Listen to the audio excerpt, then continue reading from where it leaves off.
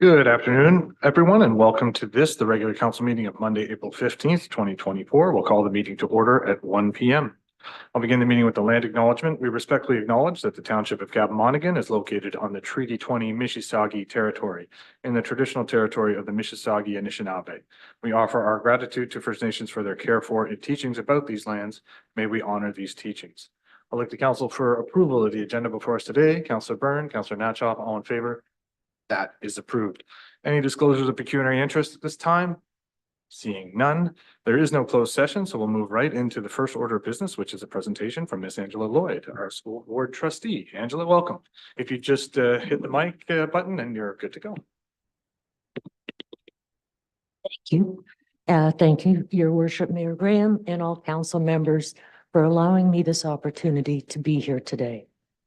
I know in your package, you've received all the documentation about some concepts which are coming forward. And this council has always taken a keen interest in what happens in education as it relates to their constituents, your community, and our students. The most important thing to emphasize is we know this community is growing, as are many other ones around the city of Peterborough. We've been working hard to try and have a new school within this community. As a school board, we also have to be respectful that we have schools that are not full. And the growth is not where the schools are. So we need to manage both the growth and space available in the schools. There has been 4 different proposals put forward. They're concepts at this point, and they're very much out there for public consultation. People can put their comments in online.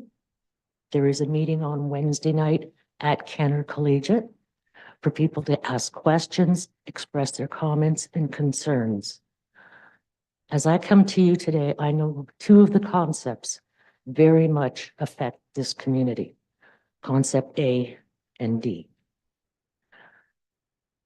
As a municipality, Crestwood Secondary School is in Kapamonaghan and has served the students here since it was built. Concept A would have the students from this area moving from Crestwood for grades 7 and 8 to Kenner, and then continuing to stay at Kenner. And that's students from the entire municipality. Concept D would only affect certain portions of this municipality and have students removed from Crestwood Intermediate, going some to James Strath, and other ones going to Roger Nielsen. So both these options are ones that very much affect you. In being transparent and open, I really would like the opportunity, should you have any questions, if there's something else that I can provide feedback on, I'd be more than happy to. So I'll leave it with you. If there are any questions, I would happily do my best. Thank you. I'm sure there'll be a number, Angela, but we thank you for coming forward and answer some of those questions for us today. And obviously we want to spread the word as far and wide with regards to the meeting on Wednesday to get as much feedback from the community as possible. So I'll look to council for questions before I start on my list. So Councillor Byrne, go ahead. Through the chair, one thing I would like to stress and hopefully accomplish. So the meeting on Wednesday in at Kenner, it's going to be for the entire community, countywide. So it's going to be pretty hard to get answers. What I would like to ask today from you, and hopefully maybe staff can help you, is to organize something in our community, something shortly after that period of time that we can actually discuss as a community, rather than being forced into a great big auditorium with a whole lot of things going on at once and nobody getting the answers they would like. So I don't know whether this council chamber I doubt would be big enough, but maybe the hall. Thank you. And I think it's important to know that this is just phase 1 of consultation. So at the Kenner site, it's not going to be everybody in one room. There will be different areas for different concepts for people to come into. It's not a stand-up question and answer. It's very much a one-on-one, and there'll be many people there to address the issues. This is a process that we're gathering information and feedback from. The online information will be gathered until the end of May, as well as feedback from the consultation at Kenner. Then administration is going to look at all the feedback that has been received and bring back a revised plan that may be totally different from what this is in the fall. Then there'll be another consultation period again before a final recommendation is brought to the board for December. So there is a lot of opportunity and timing in between, and there will be another public meeting. So I can ask, I don't know whether there will be one specifically here. Every concept affects different schools. Every concept has its own unique positives and negatives depending on where you are.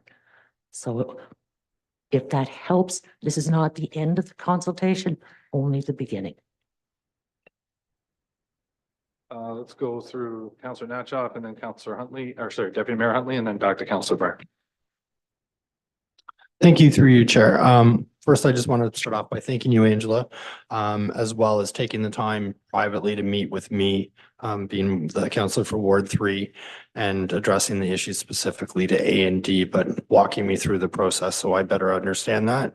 I've heard a lot of feedback from already from our community and the constituents in Millbrook, in Ward 3, how that'll affect everyone. So I just want to let everyone know that council has been well aware of that as it is. We've been discussing points specifically A and D in conjunction with all of the concepts, and that we're excited to work with you to try to come up with try to make intelligent decisions, taking into consideration the feedback of all of the people in our community, as we have a good showing of parents here already today. So obviously we're well aware of the concerns of those. So it's not as much a question as I thank you once again. I'll see you on Wednesday night. And as well, I recommend everyone who can take the time to join us on Wednesday.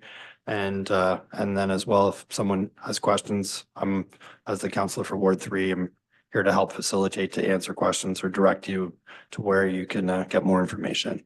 Thanks. Deputy Mayor. Through you, Chair, to Angela, thanks for coming out today and giving us this presentation. And I am glad I am not in your shoes at this point in time. And a couple questions. One being, I get this is very much a numbers game. Like it's a shell game with numbers. How do you fill these schools? Because nobody does anything unless the schools are filled before the next stage ever moves on.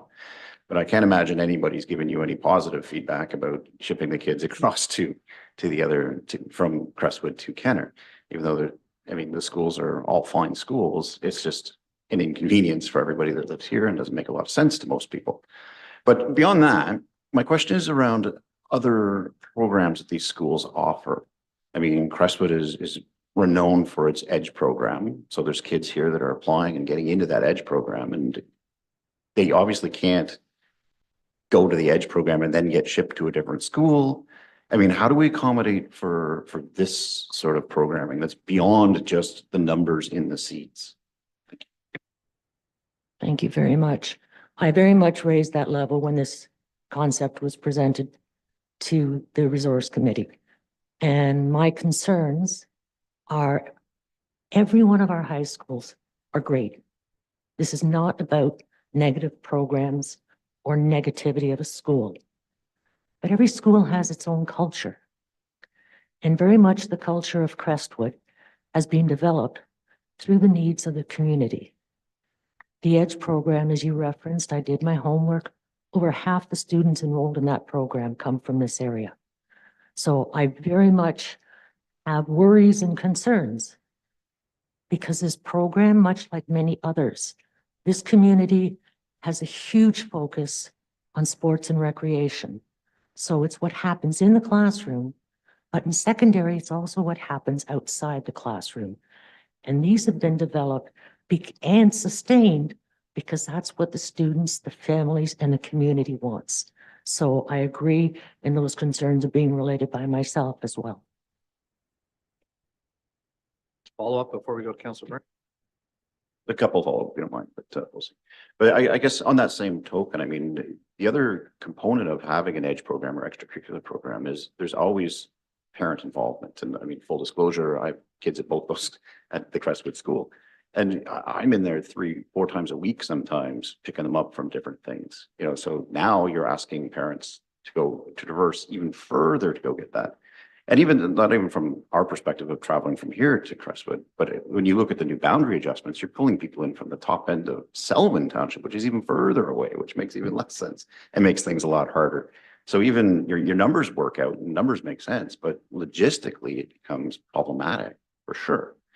And my next follow-up question on that one, and this might be jumping a little bit further ahead, is the concept of the transitions. I mean, you have kids starting at one school, and when this actually takes effect, you know, the way it's laid out today, you know, they could be in grade 10 or 11, and then they'll be swapping schools. And I'm just, that blows my mind that, you know, that works. And I guess part of my question would be has consideration been that if you start at a school, you finish at a school, and maybe logistically speaking, you know, you run shuttle buses between the schools or something, but I just, you know, the concept of starting somewhere and finishing another, and I can't get my head around it. So thank you. Thank you. And again, you raise very valid points, which is why I encourage everybody to do the online comments, concerns. When I asked the question, and I've asked it repeatedly, as it was presented, moves all the kids at the same time. So the concerns which you have raised, please put those concerns online as well. They need to be heard, not just by me, but it can be gathered for inputs before we go to the next step. Councilor Byrne. Through the chair. So right off the top, the kids are the most important factor. Me and more than anybody here probably worries about the nickels and dimes of things. But at some point in time, you got to realize that these are rural communities, country type thinking, and to jam them into the cultural shock of urban settings and then maybe even bounce them around inside of that doesn't really play into the fact that parents, residential stuff has been happening here for the reason they didn't want to be in that urban setting. And when I look at the reports and try to figure out the numbers, there's a lot of numbers. And what I don't see is any mention of a new school here, a new school up by Lily Lake, this Bera software that you used to figure out this 10-year plan. I'm wondering how long you've been using it, because when I look at the new school, Watha, the one that replaced King George. So King George is sitting empty. It's not on this report. Kawartha Heights is sitting empty. It's not on this report. No mention of the new schools going up. And this is a 10-year plan. I strongly think that because the new school is overfilled before it got finished, that maybe some of this software isn't as good as they pretend it is. And I noticed when I went to try to use the online survey, I got interrupted by a phone call, and I guess you're using some kind of AI technology, because it finished the survey for me, told me what it heard. So I'm just curious if this software has had any kind of accuracy at all, and what those other pieces of the puzzle might be. Okay. With relation to a new school in Millbrook, we submitted 4 years ago to the ministry for a new school, and our proposal was not approved by the ministry. Since then, as the communities have grown, we put in a new proposal, and in that proposal, the school's actually double the size from the original one. And we're well aware the ministry will not fund a school until it's full. So the difficulty is every school that goes in usually goes in with portables, because the government will only fund to the number you have. The province has announced that there are 60 new builds coming. We to date have not been told whether we are one of those or not. So I can be cautiously optimistic, but we have not heard yet. We have to be responsible, as you indicated, with the dollars and the spaces that are available. So when we have space available, if that space is not filled up, it doesn't, we know our communities. From a provincial side of it, it's all about there's space available. Fill your space and you'll get a new school. So that's part of the challenge and why there were different concepts developed. The most important thing is to be able to understand the concepts, as you said, and to put that feedback in for consideration. Do I worry about some of the numbers? Absolutely. I've been doing this for a considerable period of time. I've looked at many, many accommodation reviews and numbers and projections that have been put in there. And from a province, there's an estimate of how many students will be generated by a house. This community is not following a norm. We have many people moving into this community with young families, not as many people moving in as a retirement area. So that's why we have a greater number of students here. And again, the whole issue of the feedback, of the value of rural community, which I moved to a rural community. I wanted my kids to be in a rural community. I wanted them to have that basic knowledge. So when they graduated and moved on, they could make their decisions on their own, but very much valuing the rural life that we do have and the community spirit that lies here. So I fully agree with that. Follow up, Councillor Byrne? Through the chair, just for curiosity, why did they turn down your first draft for the subdivision out here beyond the new hockey rink? We're not always given reasons as to why, but we are, when we put in applications, we know there are priorities that they want. And the one priority is it has to be shovel ready. And I'm very pleased to see the municipality now moving forward to put in the services to the land that's set aside, because without those services, we can't build a school. So that's going to go forward on a very positive note in getting a new school built sooner than later. And the other thing that they've put in that they will give priority to are partnerships. So are there ways that communities and schools can go together on new builds that both benefits the community as well as the community itself and the education? So further down the road, we may entertain some other discussions between senior admin and council and see what else we can do to strengthen our opportunities and this community's opportunities to have what they want to have in a community that's now growing and needs more and expects more. Okay, thanks for that, Angela. I have a few different questions and a few comments. I'll try to get to the questions first. I share a lot of the concerns that Councillor Byrne raised.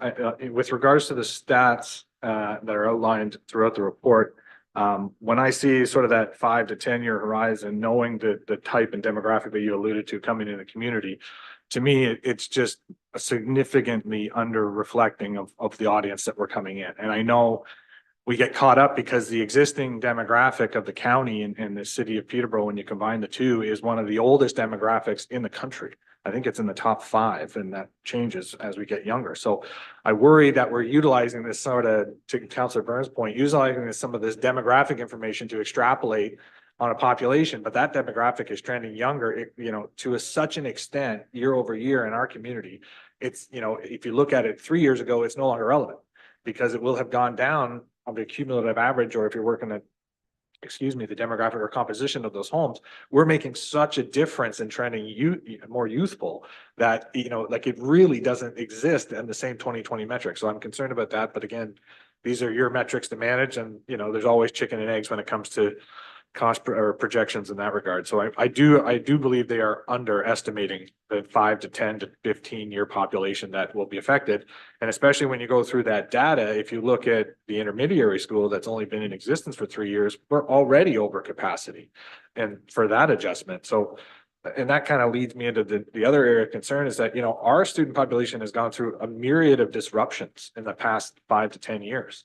And it seems like the rural students are always kind of getting put last or manipulated to appease the lack of growth or vacancies in the school populations in urban centers, which is really not fair. and doesn't help this community. I mean, part of a healthy community and complete community is a community that has students learning in it.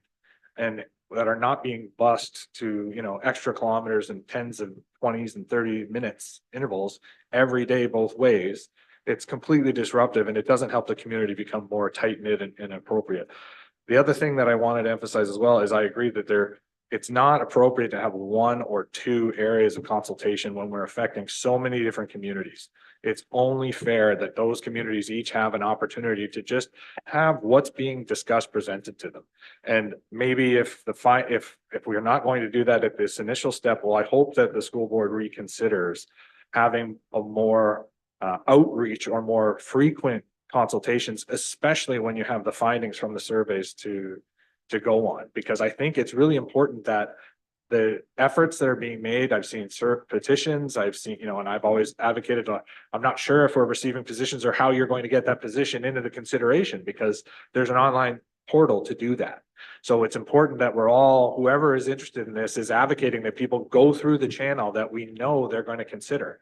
And as well as petitions might feel and build momentum, if we don't get it into the audience, it doesn't get into the consideration and doesn't have the impact that all of those voices are intending it to have. So I think that's important. So that leads me to the first question in my break is and I know that positions are existing, how would you suggest to those individuals or community members that are working on petitions, is there a way to get them into this consideration for these channels other than each of those people, filling out the survey independently, which they should do in addition, but is there another mechanism where some sort of petition could be considered by the school board? Thank you. The board is not going to make a decision until December. The spring information gathering stage, which is where we're at right now, the online ends in the end of May. That does not stop anybody or any group if they wish to make a presentation or delegation at a board meeting. And we will have a board meeting the end of April, end of May, and April, June. So there's also opportunities for people to present to the board. And while we have 10-minute delegations, when we went through some other very challenging issues, we had over 30 presenters. And so they were cut down to 3 minutes because there's a certain time frame. So that opportunity still exists. And I encourage people to take advantage of it.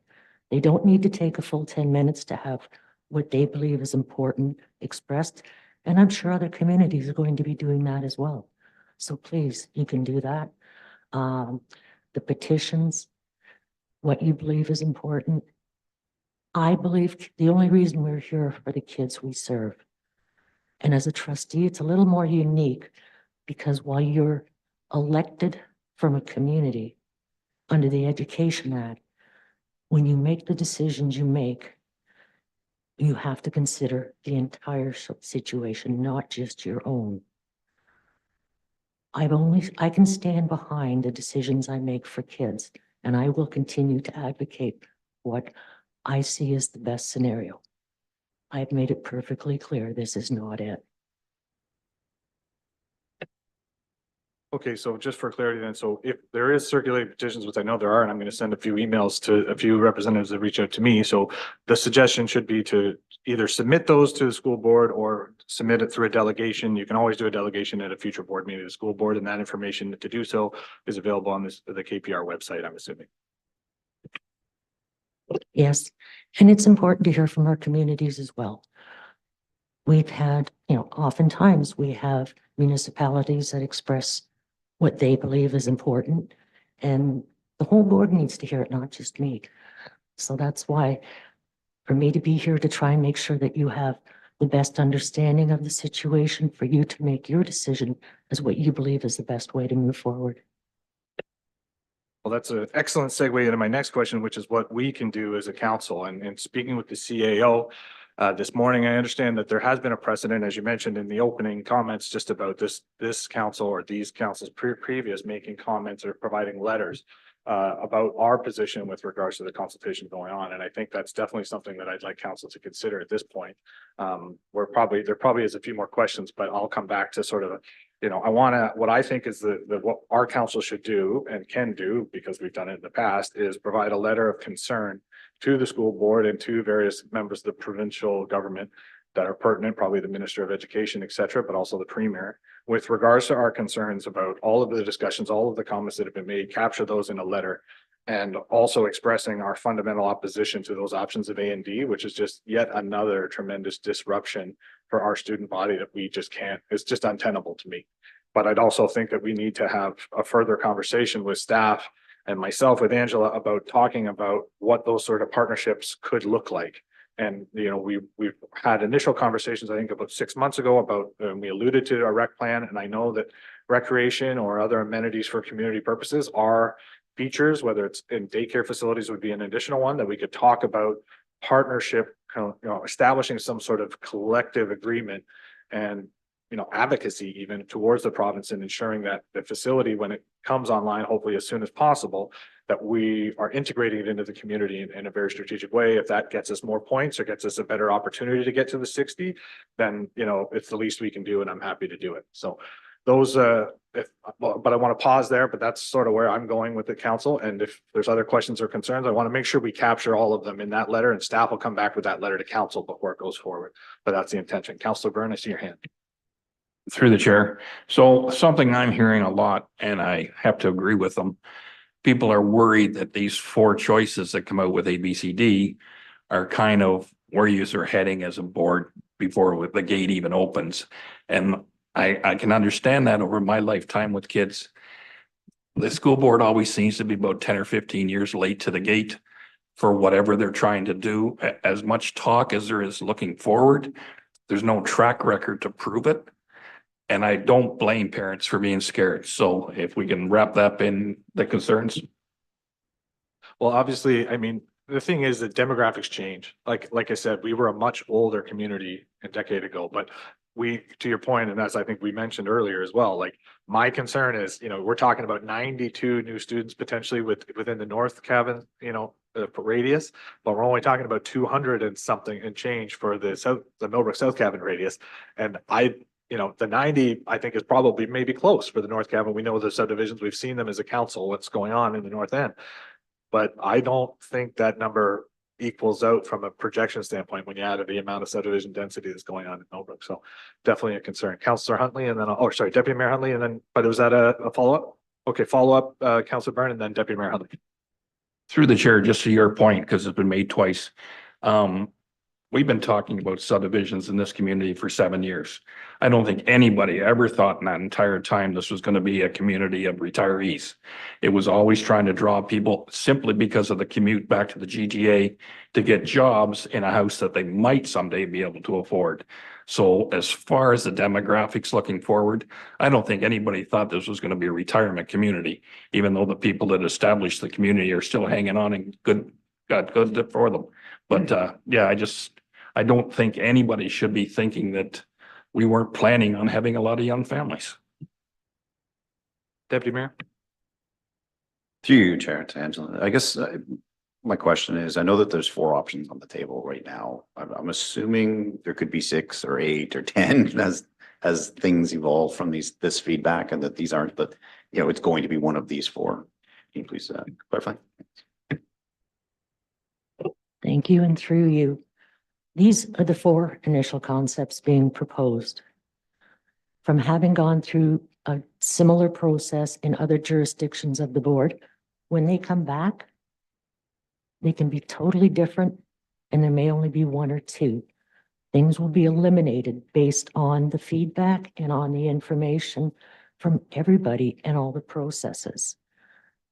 I think it's important to remember, and I respect all the concerns. Up until 10 years ago, we were a declining board. There was not the growth in the community. The growth has come very quickly. And then there were many factors that came in, including COVID, that stifled things. And then all of a sudden things have grown again. And as we're planning to move forward, those plans have to be concrete and they have to meet the needs of the future. And we have to understand that everything is constantly fluid, because it's not just in this area. It's other areas that once we're not growing at all. And I'm going to speak to Norwood. We struggled for many years in Norwood. And now that expansion is finally reaching out there to benefit. And it's going to continue, and those pressures are going to continue to exist, which is why it's important to try and do this. And we do want to do it right. And we want to be transparent and open, which is why I'm here and will continue to do so and do the best that we can for the kids going forward. As for schools that aren't being used, they've been closed. If we try to use one of those schools for some of our surplus students, then we put those numbers in and it increases the space that we have and lessens opportunity for us to get schools where there are students, which is what we want to do here. Yeah, obviously, outside of the old Millbrook School, which doesn't really serve much of an education purpose for what we're trying to pursue from from an occupancy standpoint or from a number of seats and classroom standpoint, that's not really going to work moving forward. So I don't see any more hands from, Councillor Byrne, another comment. Through the chair, no more of a question. So we're struggling to get a school here in Millbrook for years. The huge expansion up by Lily Lake, is Peterborough, do they have something in progress for an elementary school and hopefully intermediate school to handle that influx? Yes, we also have land put aside in Lily Lake. We've currently just put in for 3 schools, not one up there at this point because this was a priority. So I want this to remain a priority right now, but that's also part of the whole accommodation review, spreading the numbers because our secondary schools, they're the peripheral ones that are facing the maximum growth around them. So that is Crestwood, Adam Scott, and Thomas A. Stewart. Okay, so as I, prefaced, I think what we want to do, we've had a good conversation. I think there's a lot of agreement on some of the concerns. So I think that what my vision is that we provide a letter of concern to the school board, staff, encapsulate all the comments and concerns expressed by council here today. Which I think have all been, there's definitely 5 or 6 high notes that I think are here. And that in addition to that, we express our fundamental opposition to options A and D because of the disruption to the student board, and that those be captured in a letter and that letter be issued to the school board and the appropriate provincial government representatives. And then we can go from there with regards to scheduling the other meetings about the partnership. And if AMO is coming up in July, and if I haven't booked the room yet, but if I need to go meet the minister, that's what we'll do. So if council's amenable, I'll look for a mover and a seconder for those motions. Councillor Natchop and Deputy Mayor Huntley, all in favor? That is approved. Thank you, Angela, for all your help and coming forward today. And again, for everyone in the audience, that meeting is at Wednesday, April 17th at Kenner Collegiate Vocational Institute from 5:30 to 8:30. And we don't have a date for the second iteration yet, but we will obviously share that with council from council when we get it. So thanks again for Angela for coming and answering our questions. Appreciate it. Thank you, and I appreciate the time you've given us. All right, let me just get caught up in our agenda here. Give a minute for the room to clear out. Perfect. So next item for business is our friend Chief Randy Mello presenting on with regards to the paramedic services and community program updates. Chief Mello, welcome. Thank you, Mayor. Through you to the members of council, it's a pleasure to be here. It's been a long time. I came in the front door and turned left to go to the council chambers. So it's been a number of years. Your agenda will say that it is Chief Patricia Bromfield and myself. I'm clearly not Patricia Bromfield. She's ill, couldn't be here today, unfortunately. Purpose of this visit is really an update on what the paramedic service has been doing, to provide a little bit of feedback in terms of our statistics here for your municipality. You'll see on the first slide the kind of an overview, and I leave the details to you, but we've grown considerably over the last number of years. I think when I became the deputy chief here, we had about 40 staff. We now have 76 full-time on the 911 side and another 15 or so community paramedics working full-time. We've grown considerably, operating out of the 6 bases on the list that you see, the 2 in the city, And then the ones out in Lakefield, Norwood, Apsley, Buckhorn, and then soon to be here in Cavan, Monaghan, and we're really looking forward to that project. We've staffed up for that project already, and we already have our staff working. They're in place working out of the city, so it's just a matter of transitioning them out to this facility when it's open. We're looking forward to it. We provide care at two levels. We have advanced care paramedics and primary care paramedics. Advanced care bring a much broader skill set than the primary care do. We've been trying to increase our numbers of advanced care over the years. We're at about 35%. We don't have a set goal in our strategic plan, but generally a target of 50% would be ideal. Then we would have an advanced care and primary care on every truck, and we're trying to move slowly towards that as we find funding sources. Our medics are trained and certified to do their delegated acts through a base hospital systems. We have a physician that they operate under that license. And to maintain that, they have 16 hours of continuing education specific to the delegated acts per year, and another 16 hours that we provide on our local training needs. Next slide, please. So in terms of structure, it's changed a bit since I was here last, and it was a number of years ago. I really talk about sort of four pillars of our service. The first being that administrative pillar, that's the chief's office. Really the focus there is on the longer term strategic planning, deployment planning, financial planning, benchmarking. That all happens within that administrative piece. And Patricia Bromfield is our new chief of paramedics. I'm continuing with the county until roughly December 20th will be my last day. I'm continuing in my role as the Senior Director for Emergency and Shared Services. So I still have some oversight over the paramedic program and also the Deputy CAO, but Patricia's taken on the chief role. Patricia moved out of the operations role. So Ryan Maloney, he's a long-term paramedic with Peterborough County, has moved his way up into some management roles. He's now our Deputy Chief of Operations. Operations does the supply, the maintenance, of the vehicles, staffing, the deployments, day-to-day deployment. Professional standards pillar is under Don Ottinger. He's our deputy chief. He's been in that role for a number of years. And that's really around maintaining the certification of the medics, quality assurance, training, and wellness. And then the newest piece that we're delivering is this community paramedic and projects piece, as well as emergency management. And that's under Deputy Chief Craig Jones. Going to get specific into the community paramedic program later in the presentation because that's a little bit newer and we want people to understand what we're doing there. So next slide, please.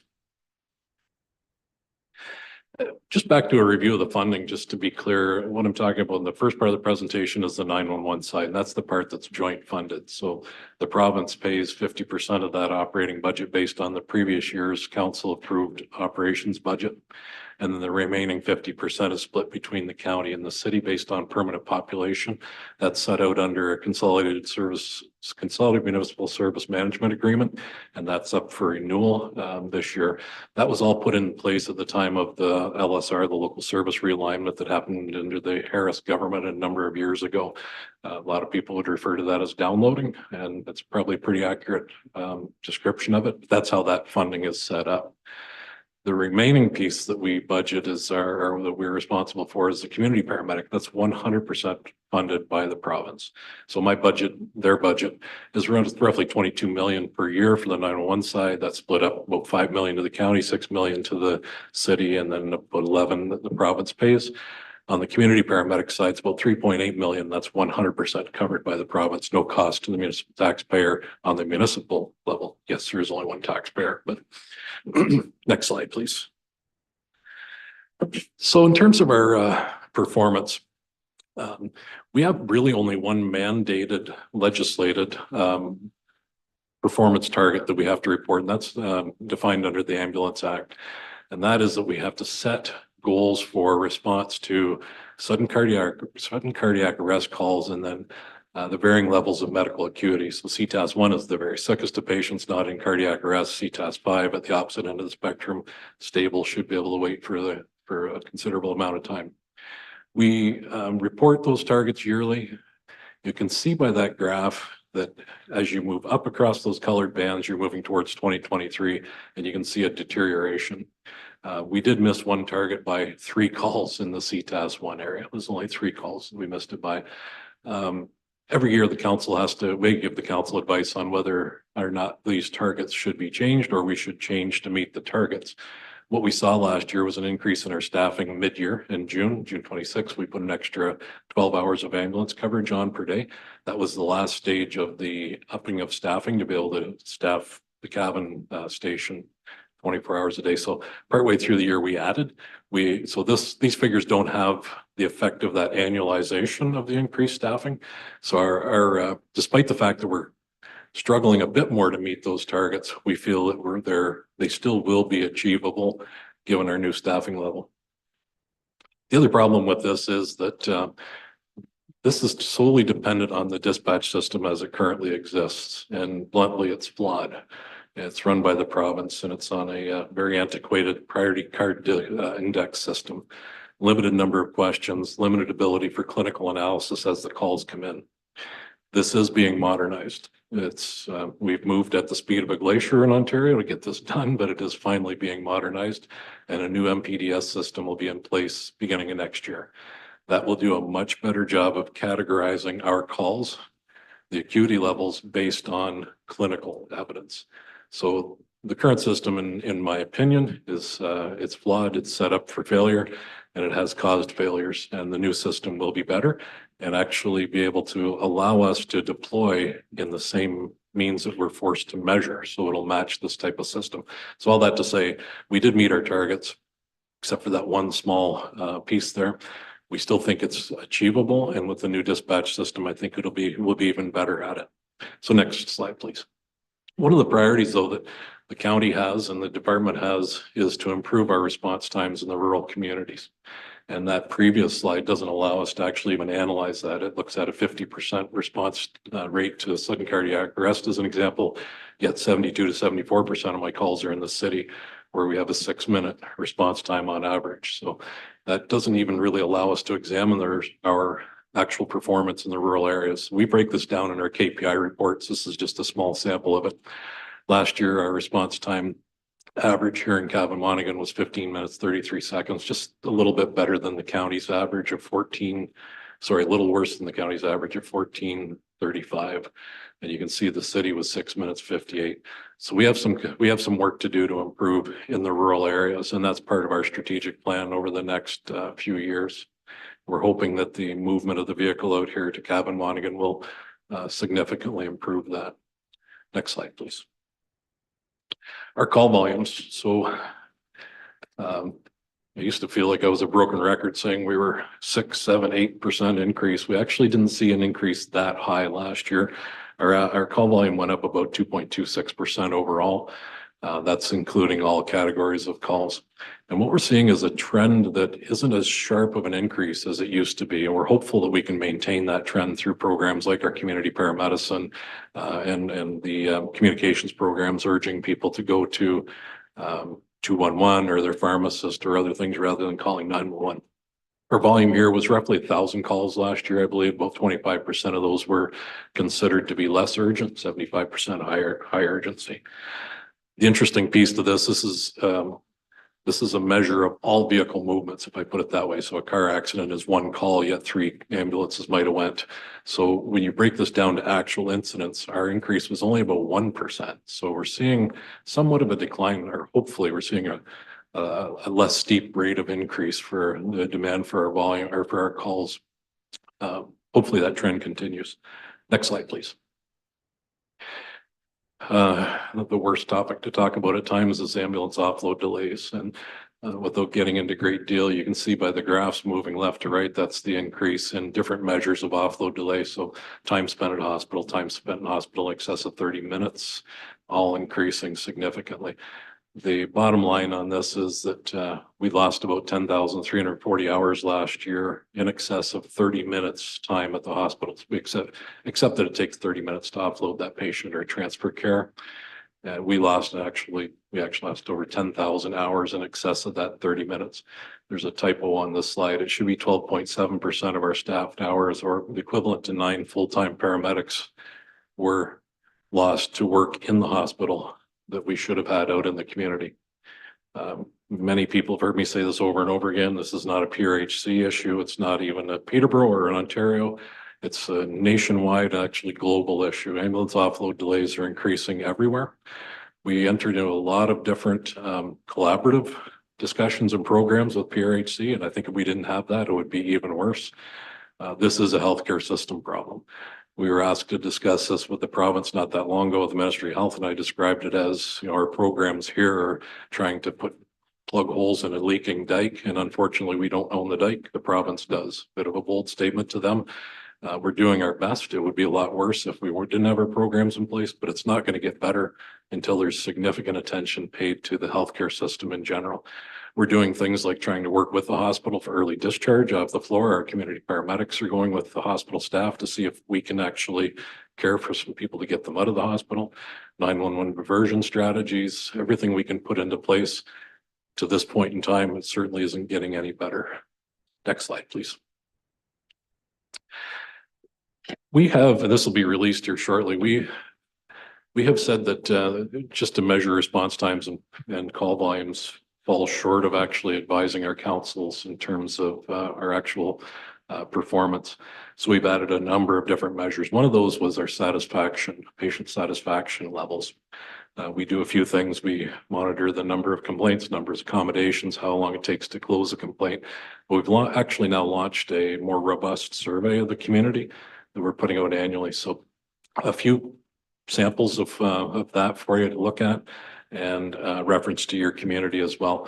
So this went out for anybody that's called for an ambulance the past 12 months. We put out road signs, we put invitations to participate in the survey, and hospital bills, we through social media, and had an okay response where it's increasing, I think, over last year. The response isn't too bad. Looking at the number of people that did respond compared to the call volume here in Cavan-Monaghan, looks like your percentage was cut off, but you know, 3% of our calls were here, 5% of the survey respondents came from here. So I think it's a significantly, or it's statistically significant in terms of the response level. So next slide. The things we looked at were satisfaction measures in terms of the provision of care. There's a number of them. In this area, we had very good response from the community. You can see that 90% of the county residents, 88% of the city residents judged that as a net good. So if you take out the just okay category and put in that's the net good category, it was relatively high. Here in Cavan-Monaghan, we had 92% on that net good. And in fact, they were all in the very good, that 92%, 8% that felt the care was poor. Next slide, please. Trust and confidence. We measured how confident the individuals were with our ambulance service and our staff. Once again, the numbers were pretty good. When you look at 85% overall had a high or very high level of confidence. And then you add in that just confident. We don't use those for the actual numbers, but if you add that in there, just so felt we were okay, that number goes up quite a bit more. So an overall good level of confidence in our service. And again, here, 91% in the highly confident or very high confidence in our service. Next slide, please.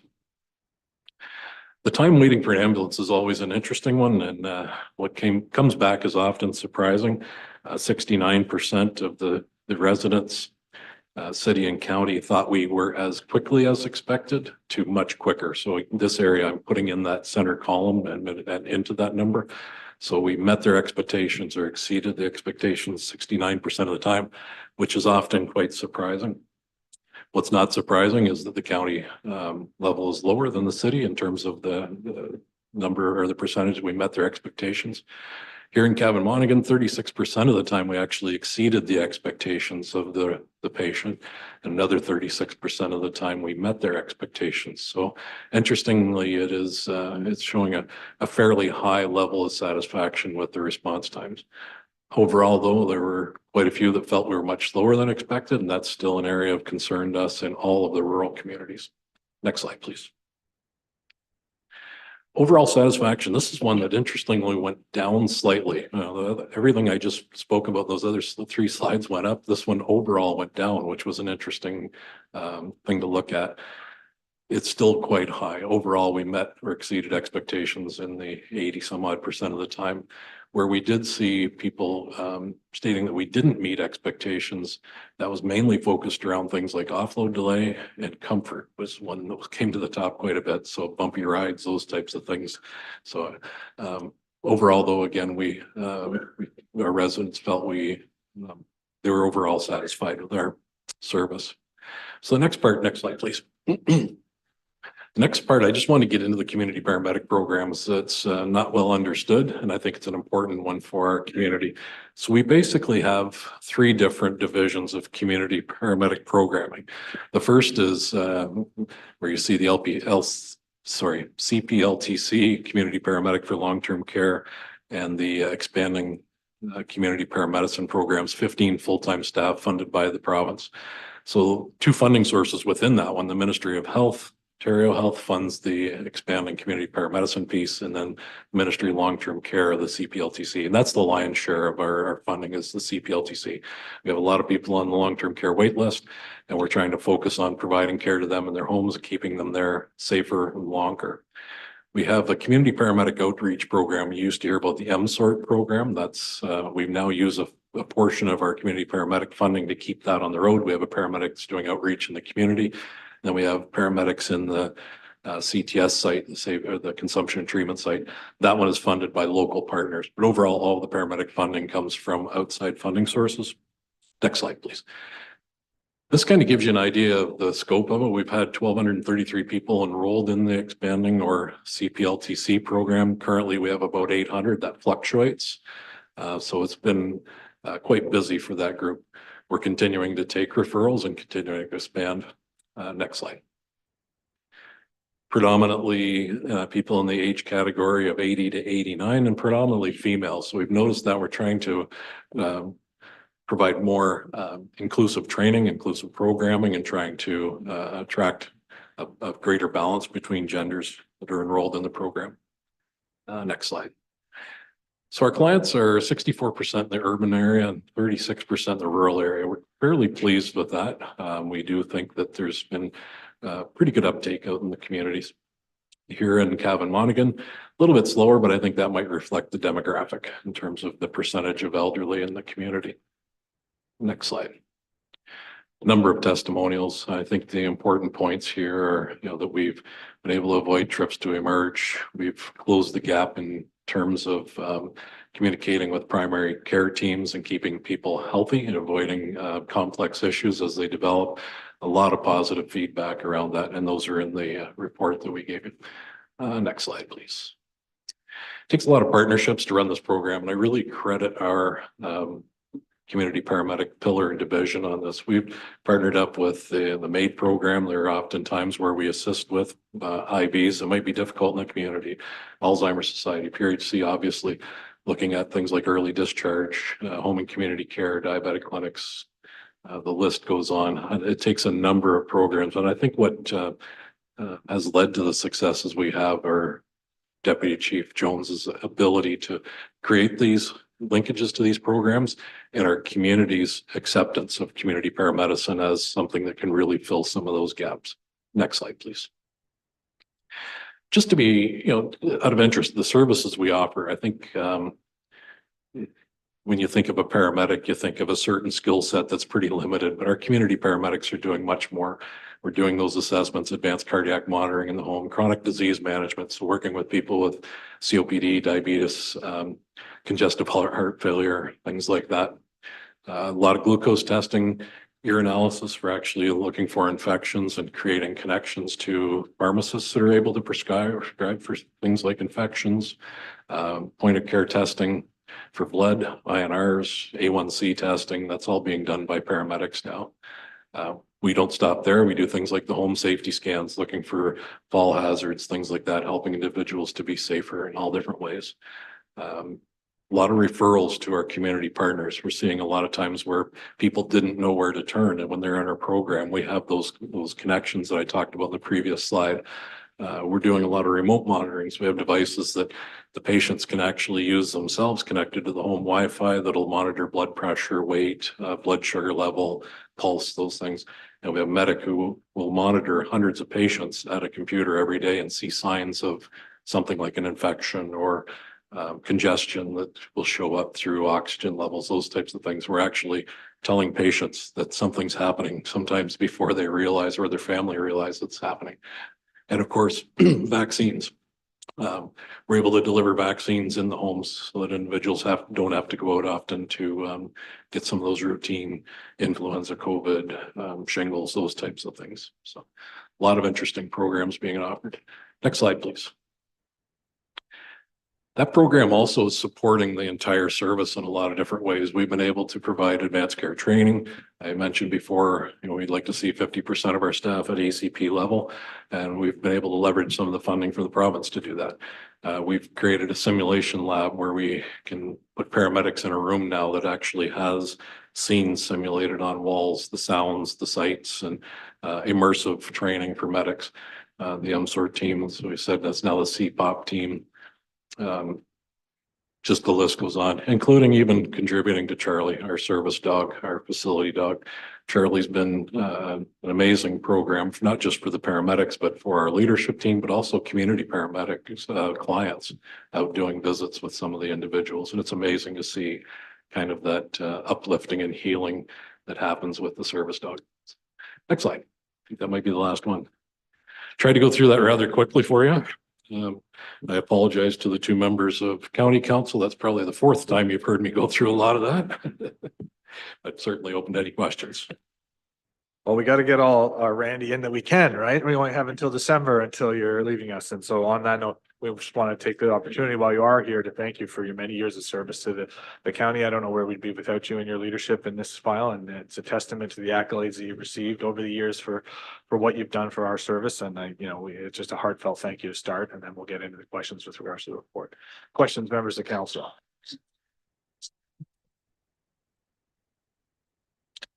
Councilor Byrne.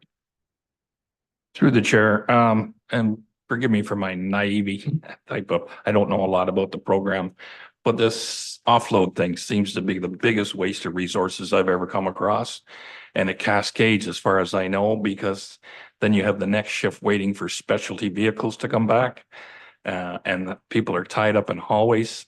I'd like to hear later on what you think is the right way to approach that. I don't know why there's so much reluctance to fix it, but when it's all said and done, how do you see that moving forward? If it's only going to get worse before it gets better, it just seems like a terrible waste of resources, because we have highly trained people and they got an overflow of frequent flyers in the emerge ward tying up spots. We have elderly people that, if all this administration had been paying attention, telling me every day that we're in aging demographics, I don't understand why we don't have the infrastructure in place at this point to handle it. They're tying up beds. Everything seems to be backing up just because there's a lot of talk and no action. Through the chair, you might regret asking me questions like that, because I could be all afternoon talking about it. I'd love to be. It is a huge problem. It is, you've described it as a waste of resources or whatever terminology used. I would agree. What's probably more concerning to me is that it's a risk. It's a risk to the community. When we have ambulances tied up at the hospital, we often have 11 ambulances on in the daytime, and there are times where 11 of them are tied up at the hospital. So we rely on neighbors to come into the area. It's a risk. So answer to, the solutions, talk to my team about any change in direction is 1 degree at a time. And that's what it's going to take to fix this. It's a bunch of 1 degree changes. We need healthcare system capacity improved. So back to the decisions that were made in terms of hospital size, hospital numbers, that needs to be revisited. In my opinion, we've outgrown the capacity, but we don't need to throw acute care hospitals at all problems. We need other places to send patients. We need a place to transport people that are in a mental health crisis. That's not the emerge. We need a place to divert people to when they call 911 through clinical navigation in our dispatch. If we can ask enough proper questions, we can send somebody to a clinic at a scheduled time, those types of things. It's complex. There are a number of things that have to happen. There's no one simple solution. The list can go on and go on and on.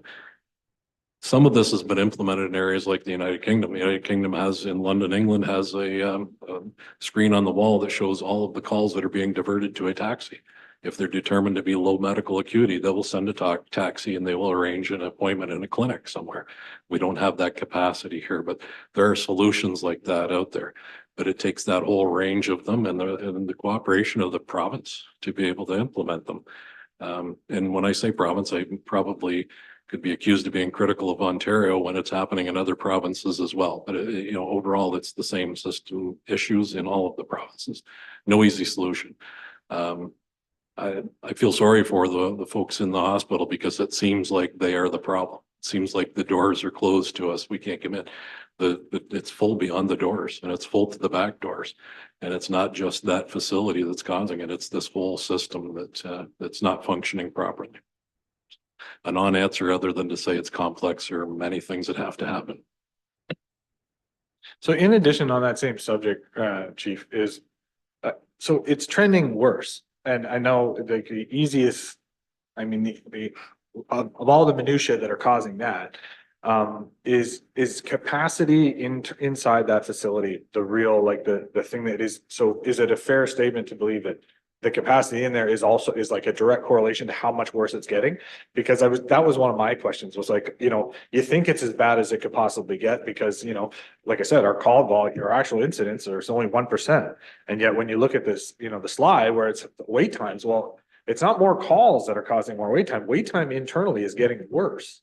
So is it just the capacity in the facility that is like the catch-all sort of thing? And like I said, there's a myriad of things therein that are related to that call. But if we're only seeing a 1% increase in the paramedic contributions to that facility, it must then deduce that there's that much less capacity because of the lack of other accesses to care throughout the community, because we don't have a walk-in, we don't have other avenues to care outside of primary care, and we don't have enough primary care. So other than the few nurse practitioners that exist now, we haven't seen an uptick in that capacity because we haven't seen the funding uptick from the province. So I guess I'm just looking for confirmation if that's it, or if there's things as well that maybe are dictating how it's getting that much worse, because it's not flowing from the paramedicine standpoint from the numbers of the calls.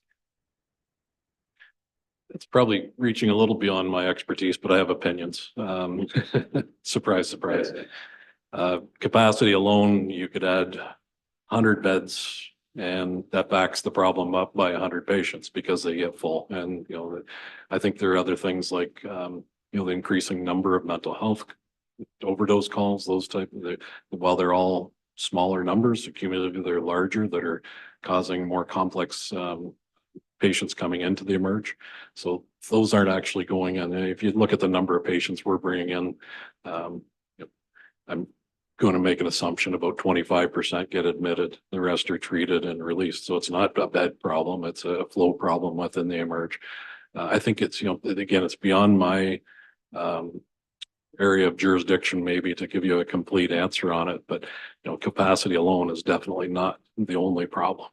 And we see this with our offload nurse program. We added that offload nurse program is designed to take 4 patients. Well, it backs the problem up by 4, and we bring in 60 to 80 patients a day into the hospital. So, you know, it's not just capacity, there are other system issues. I would say though that I would have a hard time not correlating some of this to the increasing number of individuals who don't have access to primary care. You know, and they may not be the individuals that are taking the ambulance. So I don't know the statistics on the walk-ins at the hospital, but I think those that lack basic primary care are often walk-ins because they've got nowhere else to go. So I think those are big issues as well. Well, it will be interesting to see when the CHC, now that we have some of the funding to begin that effort, and we're still probably 3 to 4 years away from that being, you know, when you think of the planning process to get that will, you know, address 5,000 to 6,000 potential of the higher acuity individuals throughout the townships and the city. So that will be very interesting to see when that is online and functioning at full staff capacity. Like you mentioned, the capacity within to be able to fulfill it is also an issue that takes time to fill. So interesting to see, but it's terrifying to see it getting worse because every year you think it can't possibly. But anyways, Councilor Byrne. Through the chair, you mentioned early on about the call-in, the narrowness of the field that you can scope for questions. And I followed up as you were talking about if you can decide ahead of time if they're really urgent or not. Where does it fall as far as somebody at the 911 response being able to determine patient A or patient B? Like, how do you decide that? Is that even an option? I'm guessing you have to respond to everything. That's a fantastic question and one that I really find interesting as well through the chair. So their current system is very narrow focused. You ask a couple of key questions. If you say you're short of breath, you're likely to get an ambulance coming, lights and sirens. It's kind of binary. Your lights and sirens or you're not. There are calls that'll fall through the cracks because those key phrases haven't been mentioned. Set up poorly, and there's a lot of opportunity for failure. The new system, the medical priority dispatch system, has a set of about 3,000 different call criterias. So when you say you're short of breath, it'll go on to ask a number of other questions. How long have you been short of breath? You know, if the patient says for the last 3 years because I have COPD and it's not much worse, then there's a better prioritization done. It also allows an opportunity to not just down prioritize, but to up prioritize. So as you ask some of these key questions, you may not have said you're short of breath in the beginning, but they will do more clinical interrogation to get to the point. So do a much better job of prioritizing in the future. I'm pretty confident it'll be much better. It's working really well in other areas. I think though that it needs to be taken a step further. So as an example, Niagara has had a pilot project. It's been happening in the UK, other areas for years. If this call seems to be going to an area that it's not critical and needs a lights and sirens response, it's turned over to somebody who does actual clinical navigation. It's an opportunity to say, do we really need an ambulance to go? Or can we help you in another way? Can we guide you to other services? So I think it'll be improved for patient safety, effectiveness and efficiency of the ambulance service and better outcomes for patients once it's modernized and far less opportunity for the failure that's there now or potential failure that's there now. Councillor Edgerton? Through you, Mr. Mayor. I do believe that the stop the clock is the biggest thing we're trying to do here, and I do believe that we rely on the local or fire departments to do that for you. Thank you. Absolutely. Through the chair. There are, as you know very well, Councillor Edgerton, there are a number of responses that are completely time critical: cardiac arrest, uncontrolled bleed, choking. There are a number of them. There are also a number of calls where the patient and my paramedic safety relies completely on the fire service, and we need them there. We need to prioritize there appropriately. We've had a good relationship, an excellent relationship with Chief Belfour here in this community and with all the fire services, and that continues. We're continuing to work with them on a regular basis and appreciate their responses. Excellent. Councillor Byrne?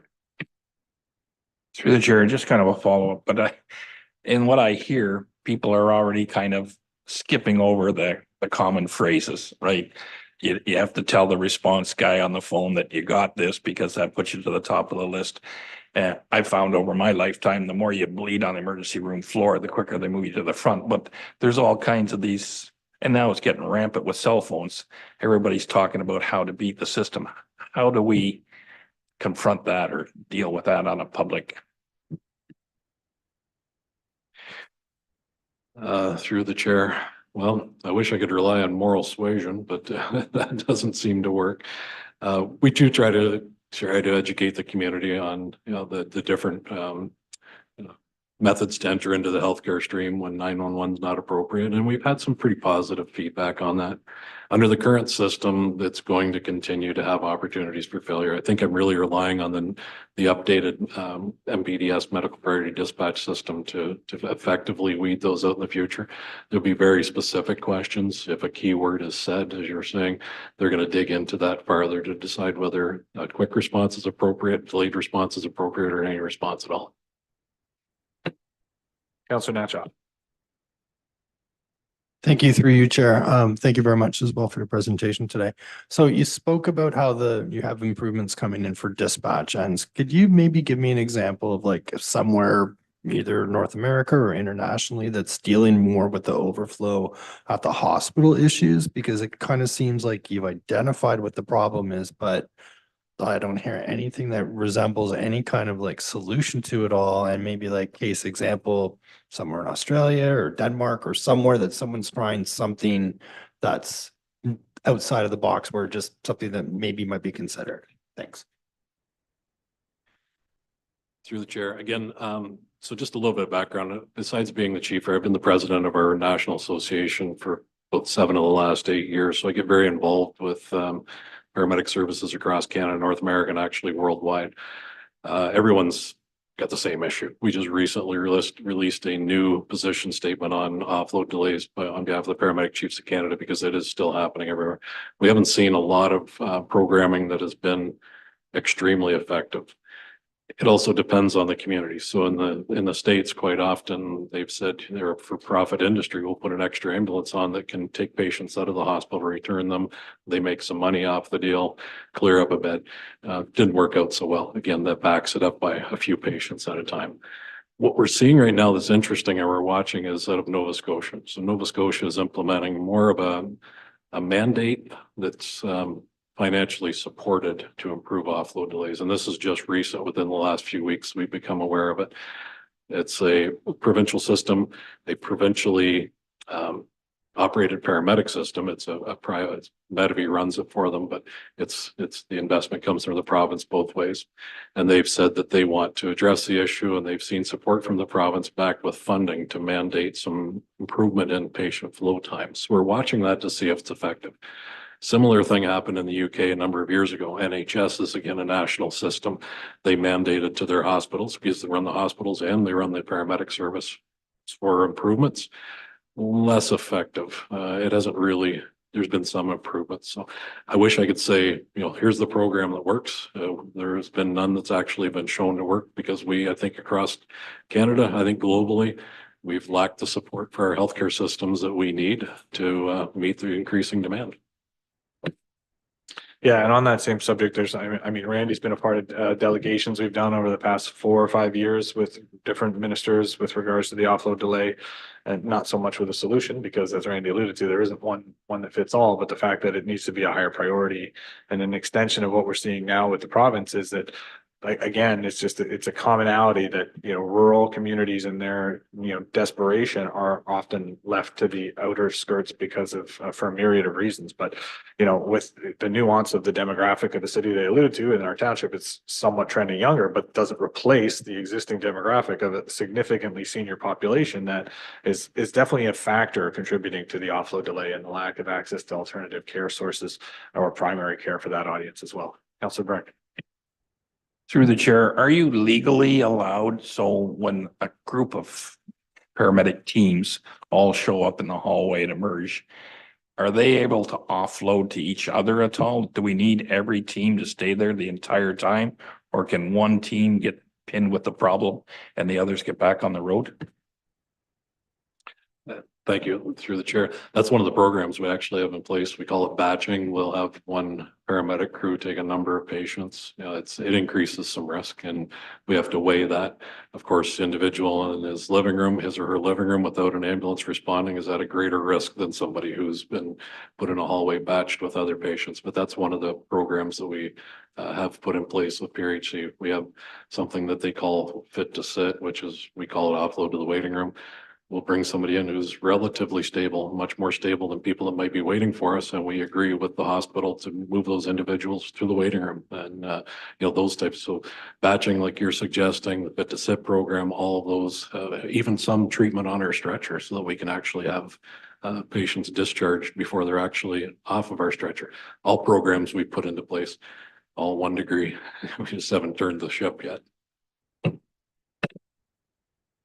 Excellent. Well, Randy, thank you as always, and maybe for the last time in this council chamber, but I'm glad we got you in here one last time and see the place. But again, thank you for all the efforts and work that you've done to modernize and continue to modernize our paramedic services. And thank you as always for all of the metrics and reporting that you've incorporated into the system. We're all in a better place and a safer place, even in light of the issues that we're facing still, we're all in a safer place because of your efforts. So I hope you feel that and know that. And we wish you all the best after December, but we hope to see you around. So with that, I'll look for council to receive the delegation. Councilor Byrne, Deputy Mayor Huntley, all in favor? That is approved. Next on the agenda, we have the minutes of the regular meeting held April 2nd, 2024. Can I ask for a mover and a seconder to approve those minutes as presented? Councilor Byrne, Councilor Edgerton, all in favor? That is approved. We have a few minutes from committees and boards. One that the minutes of the Municipal Revitalization and Heritage Advisory Committee meeting minutes of January 18th, 2024 be approved as presented. Moved by Deputy Mayor Huntley, seconded by Councilor Natchoff. All in favor? That is approved. Reports. Our first report is report 2024-20, first quarter activity. I believe Mr. Phillips will be presenting with probably the help of Miss Ellis. Mr. Phillips. Through you, Mayor, to the rest of council, the recommendation for the report before you is that council receive report PEB 2024-20, first quarter activity report for 2024 for the Planning, Economic Development and Building Department for information. Any questions? There's myself and Karen Ellis. Thank you. Kyle, questions with regards to the report? If not, we'll receive a mover. We're just receiving this update for information as we do every quarter. Councilor Edgerton, Councilor Natchoff, all in favor? That is approved. Thank you for that. Very easy on you today, Mr. Phillips. Miss Iat, you are up with 10.2, the additional event fishing derby PEB 2024-21. Thank you, Chair. The report before council is PEB 2024-2021, road occupancy permits for Children's Fishing Derby, with the recommendations that council authorize staff to issue road occupancy permits to the Millbrook and District Lions Club for their annual Children's Fishing Derby, April 27th, 2024.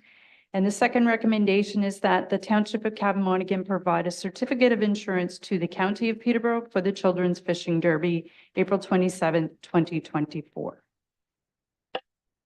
All right. Well, we're looking forward to this upcoming event. Really kicks off spring in the community, and happy to authorize staff to issue the road occupancy permit and the certificate of insurance. Any questions before we vote on those recommendations? If not, we'll take a mover and a seconder. Councilor Edgerton, Councilor Byrne, all in favor? That report is approved. Thank you very much, Miss Iat. Look forward to the Derby. Next is report CAO, report capital status, Miss Hurley. Through you, Mr. Chairman, and to council, the report and capital status report is before you. If you have any questions or if council would like to add anything, I'm welcome to hear. Councilor Byrne, question? No, I was hoping we've already discussed them. I would like to set up something so that the reports we get in the future from the Peterborough Humane Society on the expenses for dog care get reported to council on a yearly basis, updated that way. And I was also discussing the possibility of somewhere on the report in the future. We look at the Mount Pleasant subdivision that's planned is very in an infant stage, but if there's any chance at all that there can be a collaboration to level that park space that is going to be set aside for Mount Pleasant sooner than later and get it leveled and seeded, I would think it'd be a benefit both to the community and to the developer that's trying to market that property. Ms. Hurley, would you like to speak to the planning implications of the latter, and then we can discuss the former? Yes, so there's two things, I guess. Councilor Byrne did mention that to me with regards to giving a yearly report pertaining to the dog care services. So we can put that in. We'll also be talking to that pertaining to the budget process as well, obviously, when we get to that. We just started that program, so we'll put it down there for a yearly report. With regards to the parkland at Mount Pleasant, usually we do not in our agreement state that in most cases, the parkland does not get developed until a certain point. As you know, right now, I believe Mr. Phillips has just confirmed that we've got one permit right now on that development. So right now they're utilizing that property for stockpiling. They're usually it's their soils or anything like that at the time until they start developing the the storm or doing more development at this time. I did mention to Councillor Byrne that I'm happy to reach out to them and see if we can see if there's another location that they could stockpile so that we could potentially request the developer to flatten out, do the landscaping and the aspect of just planting of the seed, which is only for grass at this time. But if we can, I'm happy to reach out to them and see if there's an option or a willingness to do that. But technically that does not take place until they're way over 50% of the build.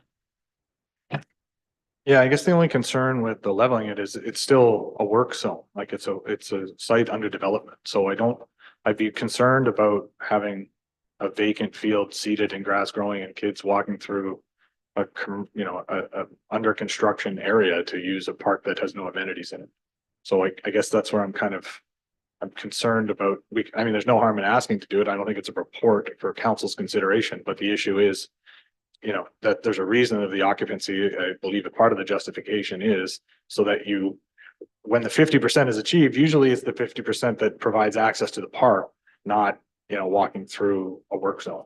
Because we've had a lot of complaints about the work zones and things like that we aren't legislatively controlled over under the building code. So that's my concern, but Ms. Hurley has a comment. To that point, it is a concern. But the other point to that is we don't take ownership of that development at this time either. So if it was just to flatten it, to, remove it or whatever, but it's a good point. We don't really want to encourage anything at this time. On the liability, like you said, until we take possession, the liability will be on the developer themselves, the owners of the property. So I guess there's no harm in asking, but I think that would be a major catalyst for their no being the response. But I guess it's council's direction. I guess we have to, for you, we would need a motion, I think, in order to make that request on behalf of the developer. So we can just make the request if you'd like, Councilor Byrne, if you want to make that motion, if it gets a second or goes to a vote, or Through the chair, just a comment. So regardless of whether there's a green area there or not, kids are kids. The construction zone is going to be the construction zone.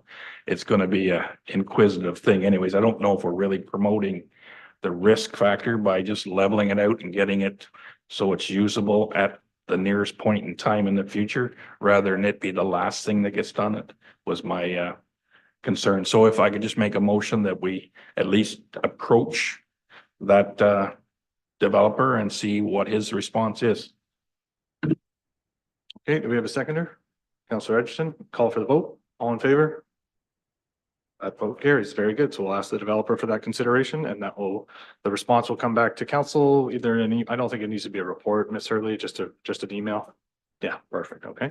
And then in regards to the Humane Society contract, so is there something in addition to, my only question is with regards to the report, it will come forward every year in the form of the budget for an annual costing, right? Or it's a part of our costing. It will be a line item in the budget. So is there something else that you're looking for in a report, an annual report? Because it will be a part of the budget discussion. So that's why I just want to make sure staff, if you're going to ask for a report, I just want to make sure it gives you what you're looking for.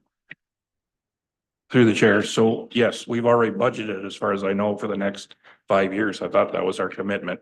But regardless of that, all I'm looking for is it was stated in the agreement we signed with Peterborough Humane Society that they would generate a report telling us what we did, what we used, what the costs were. I just like to see that reflected so that the whole council knew, if that's possible. And Ms. Hurley or Ms. Page, any issues with that? So we can make that request? Very good. Do we need a motion for that, Ms. Page? Through Mayor Graham to Councillor Burnham, just to have it added to the standing action item, that's fine. But do you want Peterborough Humane Society to provide the report, or do you want me just to bring it to you as a 1-page or whatever their annual update is? I have no idea what you will expect from them. I just remember reading that they were going to generate that. I would just like to be aware of it. So we're all copacetic then, we can move on. So we'll receive the report and accept the recommendations then, in addition to, we've already voted on the other. Moved by Councillor Edgerton, second by Councillor Natchoff, all in favor? That is approved. Very good. Council committee verbal reports. I have a few. I filled in for Deputy Mayor Huntley on the Sustainability Committee, and we had a good meeting. I think it was over a month ago now, but a good discussion and getting the lists of all the activities with regards to sustainability that are going on. I was able to actually make a contribution, which is always nice with regards to some of the things that we've done locally. That was good. We have a library board meeting this evening to further discuss the ongoing activities there. And in addition, the only topical thing was I was on a call with regards to the Trent Severn Waterway this morning because of the influx in precipitation, and it's more than made up for the lack of snow melt. And so the moral of the story is there's not a lot of concerns with regards to the lower Trent component or the Otonabee with regards to flooding, but there is obviously high water. If anyone has been in proximity, the water level is high, so do exercise caution is what we've been told this far. And we're expecting more precipitation later this week. So I believe there's notifications going out from Parks Ontario today about that risk, and obviously just proceed with caution because, you know, especially if we're expecting more precipitation this week, it's probably going to get worse. So anyways, with that, I look for a mover and a second to receive those verbal reports. Councillor Natchap, Councillor Byrne, all in favor? That is approved. There is no general business. There is no correspondence for information. There is no correspondence for action. There are no bylaws for review. There was no unfinished business. There are no, notices of motion. Anyone? There are no notices of motion confirming bylaw that bylaw number 2024-21 being a bylaw to confirm the proceedings of the meeting held April 15th, 2024 be read a first, second, third time and passed this 15th day of April, signed by the mayor and the clerk, and the corporate seal attached thereto. Moved by Councillor Natchoff and Councillor Byrne. All in favor? That is approved. Look for a motion to adjourn. Councillor Natchoff, Councillor Edgerton, all in favor? That is approved. There is a list of upcoming meetings that I'll read aloud now. The Cavan Monaghan Public Library Board meeting, as I mentioned, is tomorrow night at 7 p.m. at the Millbrook Branch. The Millbrook Valley Trails Advisory Committee meeting is Monday, April 22nd at 4 p.m. The next regular council meeting is Monday, May 6th at 1 p.m. in the council chambers, and the two subsequent meetings follow that are May 21st at 1 p.m. and June 3rd at 1 p.m. And lastly, the Municipal Revitalization and Heritage Advisory Committee meeting is Thursday, June 20th at 9 a.m. And as we've already alluded to, we'll look forward to seeing everyone down by the creek on April 27th for the fishing derby. With that, have a safe afternoon.